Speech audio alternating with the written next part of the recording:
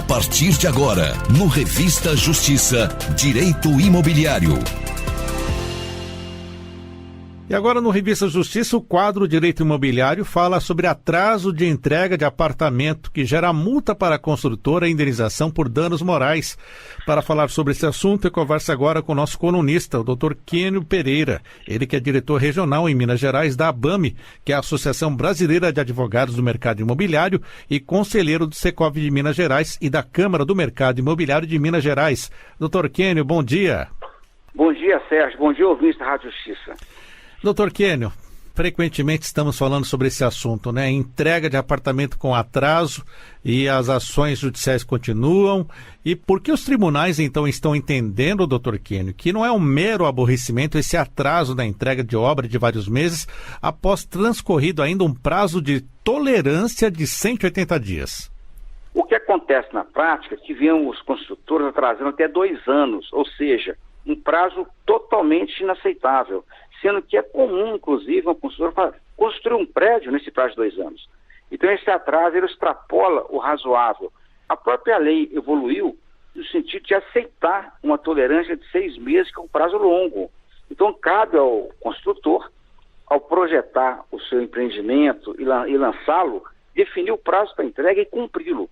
Porque as pessoas, quando compram na planta, elas fazem projetos, elas planejam o casamento, uma mudança, elas vendem o imóvel, o qual elas possuem hoje para poder morar no novo apartamento.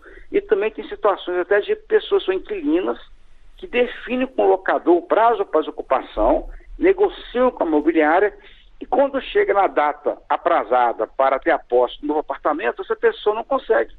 Isso acarreta transtornos enormes, até mesmo casamentos são rompidos, os noivados são desfeitos, porque a pessoa não consegue mudar para a nova casa, aí passa a ter que morar com o sogro, com a sogra, passa a sofrer uma ação de despejo por denúncia vazia, por não ter cumprido o prazo para desocupação do imóvel alugado, ou seja, o inquilino que comprou aquele imóvel na planta passa por constrangimentos enormes.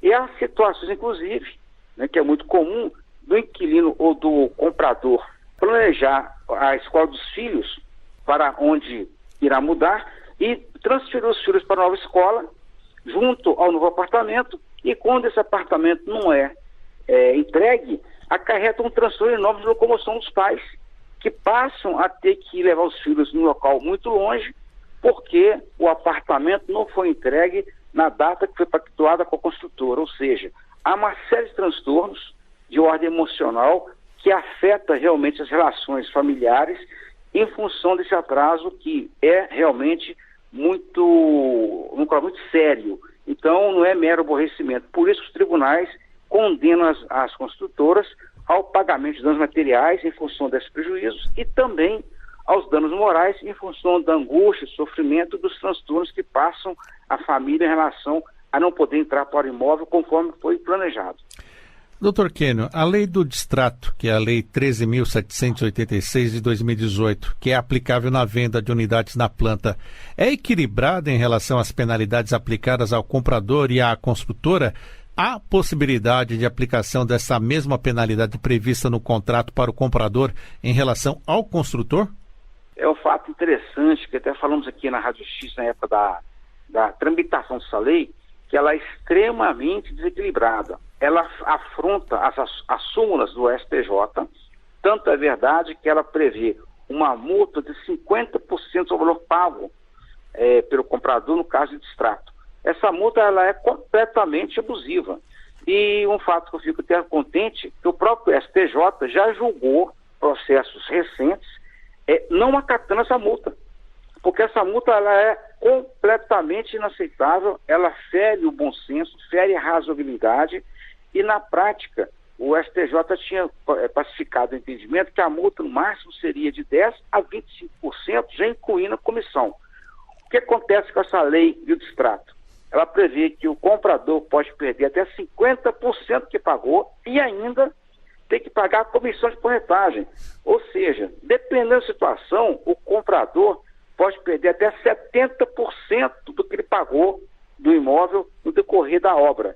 Isso realmente acarreta um grande desequilíbrio E o fato interessante é que a lei ela é tão protecionista em relação ao construtor que ela prevê uma multa para o construtor, né, de apenas 1%, ou no máximo, quando é no contrato, 10%.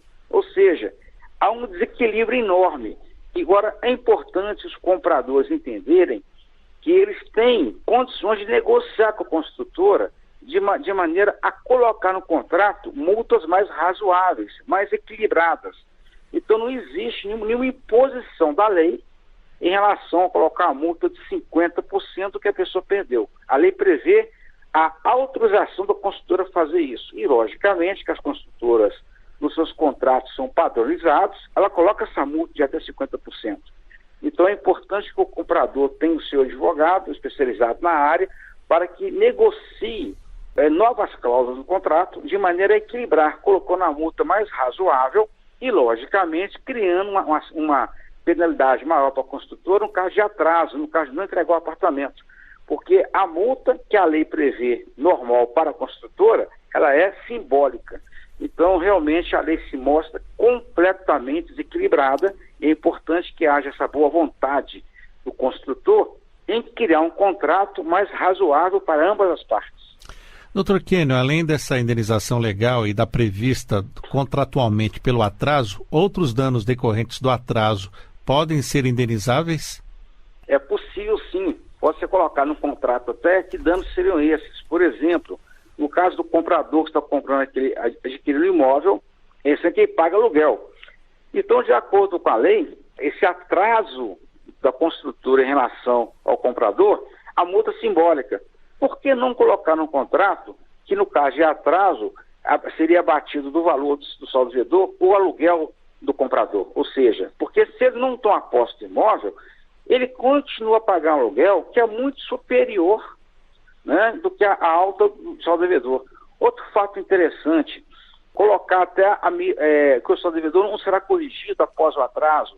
Então, há mecanismos, né, de negociação plenamente razoáveis que podem ser inseridos no contrato para amenizar o prejuízo do comprador no caso de atraso. Agora, o grande erro que acontece, o comprador assina um contrato sem analisar o alcance das cláusulas, sem compreender os riscos que está correndo.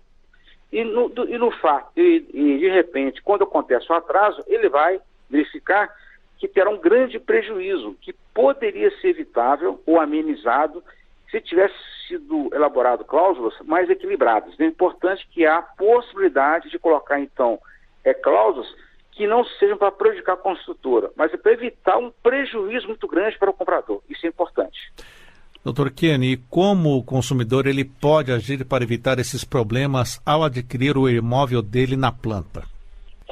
Um fato que me causa perplexidade, que grande parte das pessoas que compram imóvel na planta assinam um contrato com quem não é proprietário do terreno.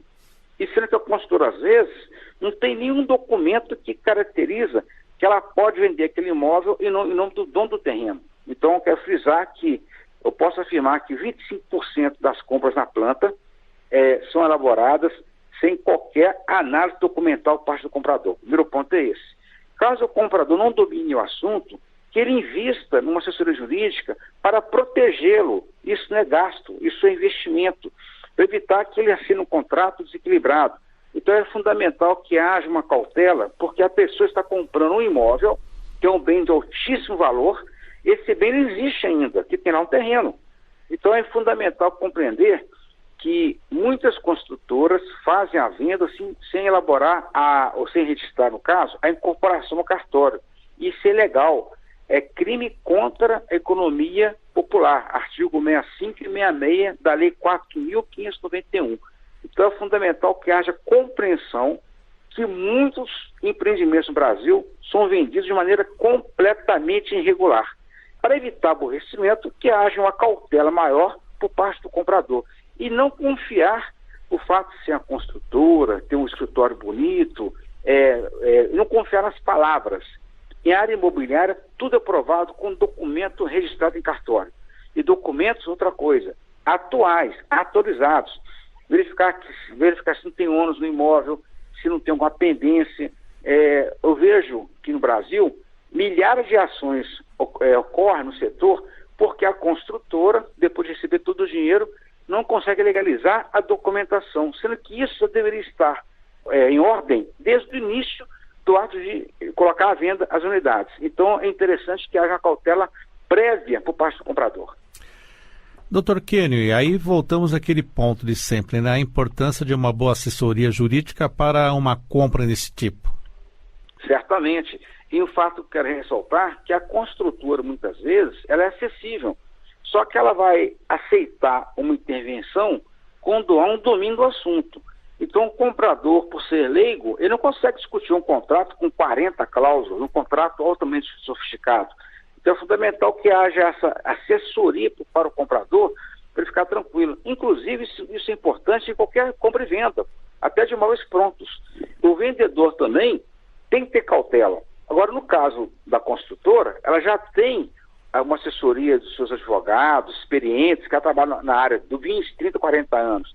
Já o comprador, por mais que ele entenda do assunto, ele não tem condições de discutir algumas cláusulas com a construtora, porque para conversar sobre isso tem que entender de acórdãos, de posições do tribunal, de evolução da lei. Então é interessante que quando o construtor percebe que o comprador é bem assessorado, ele flexibiliza sim as cláusulas. Agora, a regra geral, o que é? A construtora faz um modelo, elaborado pelo seu departamento jurídico, passa para os corretores, vão vender 30, 40, 100, 200 apartamentos. Então, obviamente, o construtor não tem condições de conversar com essas pessoas. Então, tem que ter alguém que tenha domínio do assunto para chegar junto ao advogado da construtora para viabilizar esse entendimento. E o construtor, ele flexibiliza sim, porque ele sabe que o contrato dele é muito desequilibrado. Ele tem ciência disso. Só que tem que haver uma conversa mais profissional para que ocorra esse entendimento entre as partes. E é fundamental para o construtor viabilizar a venda. Outro ponto interessante que ressalto, que o comprador peca em achar que aquele contrato ele é inegociável. É errado. O construtor quer fechar o negócio. O que falta é realmente uma técnica para que haja uma conversa de maneira a flexibilizar as cláusulas, e isso o comprador sozinho tem dificuldade. Doutor Kennedy Souza Pereira conosco na Rádio Justiça, falando sobre atraso do apartamento que gera multa para a construtora e indenização. Doutor Kennedy, muito obrigado por atender a Rádio Justiça mais uma vez. Até a próxima. Eu que agradeço, fico muito contente de participar do programa nesses anos todos, né? Tem quase 17 anos. Aproveitando a oportunidade, Sérgio, quero convidar os ouvintes da Rádio Justiça para uma live que irei fazer hoje, às 18 horas, na página da ABAME, que a ABAME é a Associação Brasileira de Advogados do Mercado Imobiliário. Essa live irá tratar da questão do direito dos consumidores em instalar o eliminador de ar. Quero frisar que as companhias de saneamento em todo o Brasil, elas cobram até 30% a mais da conta d'água baseado no ar. Os estudos científicos, né, comprovam que qualquer encanamento, ou qualquer cano, tubulação, tem ar. Então, quando a água empurra o ar, ela faz o hidrômetro registrar esse ar como fosse água. Isso aumenta a conta d'água em quase 30%. E tem diversas leis em todo o Brasil, nas capitais inclusive, que determinam as companhias de saneamento publicar na conta que eles podem requerer a instalação do eliminador de ar para gerar uma economia. Então a live vai ser hoje, 18 horas, no site da ABAME, Associação Brasileira do Mercado Imobiliário, pelo Zoom. Então os ouvintes são convidados para participar, para entender como reduzir a conta d'água, porque reduzir a conta em 30% é muito importante, mas tem que ter conhecimento para exigir da companhia a instalação desse equipamento que custa muito barato. Aguardo vocês hoje então, 18 horas, no Zoom, na página da ABAME.